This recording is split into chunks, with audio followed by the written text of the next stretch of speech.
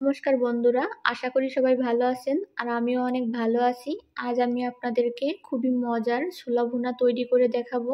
আর এই ছোলা ভুনা খেতে কিন্তু অনেক বেশি মজা লাগে। তাহলে চলুন রেসিপিটি শুরু করা যাক। ছোলা ভুনা তৈরি করার জন্য ছোলাগুলো আমি সারা রাতের জন্য ভিজিয়ে রেখে দেব।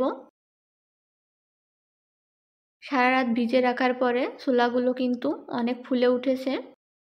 এবার ছোলাগুলো ভালো করে ধুয়ে নিয়ে লবণ দিয়ে সিদ্ধ করে নেব।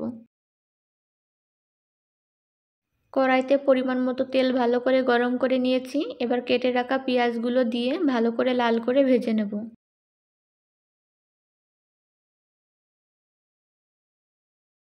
পেঁয়াজগুলো আমার লাল করে ভেজে নেওয়া হয়ে গেছে। এবার আমি দিয়ে দেব একটি তেজপাতা আর দিয়ে দেব ছোট করে কেটে রাখা একটি টমেটো আর দিয়ে দেব 1 চা চামচ রসুন বাটা আর দিয়ে দেব হাফ চা চামচ আদা বাটা।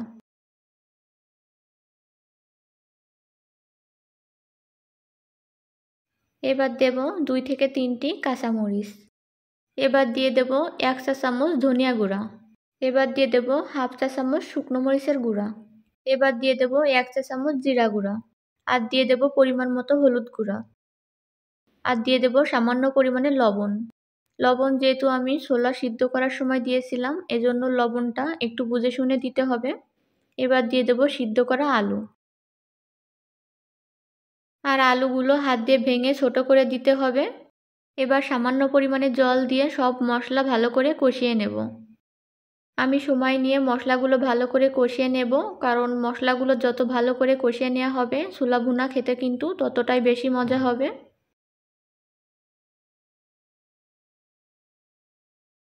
মশলাগুলো বেশ কিছুক্ষণ ভালো করে কষিয়ে নিয়েছি। এবার আমি দিয়ে দেব সিদ্ধ করে রাখা ছোলাগুলো মশলার সাথে ভালো করে মিশিয়ে নিতে হবে। এতে করে ছোলার ভিতরে সব মশলা ঢুকে যাবে আর খেতেও কিন্তু অনেক বেশি মজা লাগবে।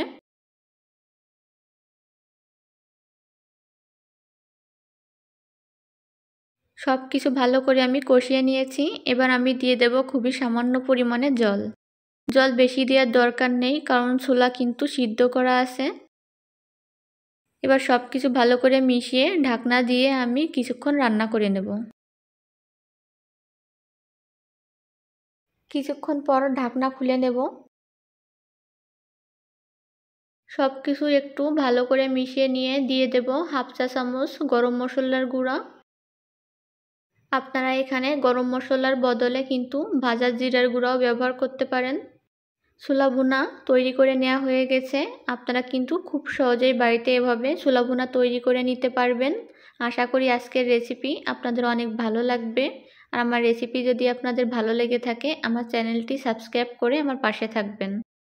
আজকের মতো এখানেই বিদায় নিচ্ছি। সবাই ভালো থাকবেন, সুস্থ থাকবেন।